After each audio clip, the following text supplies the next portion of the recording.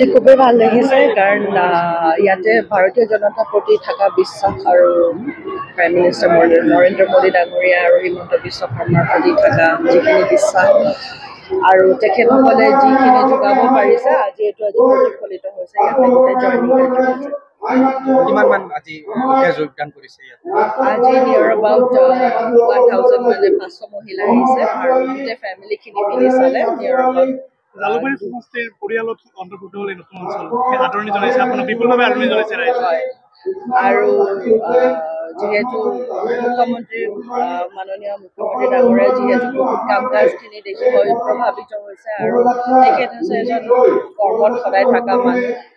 আৰু সকলোৱে উন্নয়নৰ সপোন দেখে আৰু ৰাস্তা ঘাট পদূলি সকলোৱে ভাল হোৱা সেই আশা চবৰে আছে আৰু সেই আশাটো তেখেতসকলে ইয়াতে আজি যোগদান কাৰ্যসূচী আৰু গোটেই মানুহখিনি একলগ হৈ এইটো প্ৰতিফলিত হৈছে। আপোনালোক সকলোৱে চাক্ষু সাক্ষী আৰু দেখিছে আজি ভাৰতীয় জনতা পাৰ্টিত আমাৰ এই অঞ্চলৰ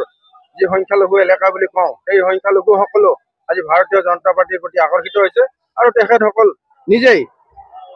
উৎফুল্লিত হৈ ওলাই আহিছে আৰু আজি ভাৰতীয় জনতা পাৰ্টিক মুক্তভাৱে যোগদান কৰিছে আৰু তেখেতসকলে আপোনালোকে সভা চলি থকা অৱস্থাত তেখেতৰ সকলৰ উৎফুল্লিত অৱস্থা দেখিছে। তেখেতসকলে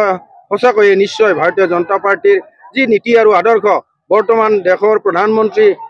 মাননীয় নৰেন্দ্ৰ মোদী ডাঙৰীয়া আৰু ৰাজ্যৰ মুখ্যমন্ত্ৰী ডক্টৰ হিমন্ত বিশ্ব শৰ্মা ডাঙৰীয়াৰ যি বিকাশ উন্নয়ন দেখিছে আৰু তেওঁলোকে গম পাইছে বুজি পাইছে আৰু আজি ভাৰতীয় জনতা পাৰ্টিত তেওঁলোকে যোগদান কৰিছে। ইয়াত মহিলা পুৰুষ সকলোৱে আহি যোগদান কাৰ্য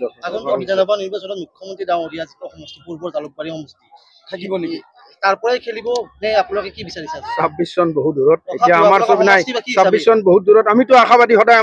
আমাৰ তেনেকুৱা এজন উদ্যমী যশস্বী মুখ্যমন্ত্ৰী আমি পালে আমি সঁচাকৈ ভাগ্যৱান বুলি মনোনীত আমি চিন্তা কৰোঁ। এতিয়া ইয়াৰ পৰা যাম আমি আজাৰা হস্পিটেললৈ যাম আৰু হস্পিটেলৰ পৰা পদযাত্ৰা কৰি ইয়ালৈ আহিম। গুৱাহাটী লোকসভা সমষ্টিত কেনেকুৱা ধৰণৰ আশা